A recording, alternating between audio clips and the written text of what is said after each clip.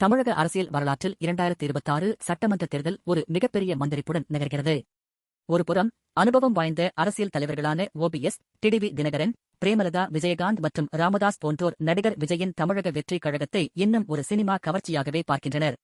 ராகுல் காந்தி மற்றும் சோனியா காந்தி போன்ற தேசிய தலைவர்களும் விஜயின் அரசியல் நகர்வுகளை கூர்ந்து கவனித்தாலும் இன்னும் முழுமையான நம்பிக்கையை வெளிப்படுத்தவில்லை.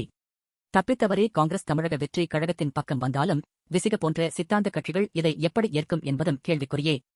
ஆனால் அரசியல்வாதிகள் நம்ப மறுக்கும் விஜயே தமிழகத்தின் உண்மையான அதிகார மையமான மக்கள், குறிப்பாக இளைஞர்களும் பெண்களும் அசைக்க முடியாத நம்பிக்கையுடன் பார்க்கின்றனர்.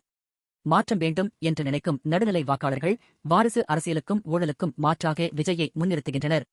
தலைவர்களின் கூட்டணி கணக்குகளை விட மக்களின் வாக்கு கணக்கே ஜனநாயகத்தில் இறுதியானது. நாங்க உங்களை நம்ப வைக்க வரல, உங்களை மாற்றுறதுக்காக வந்திருக்கோம் என்ற விஜயின் அதிரடி முழக்கம் வரும் தேர்தலில் ஒரு புதிய அரசியல் அத்தியாயத்திற்கு அடித்தளம் அமைத்துள்ளது.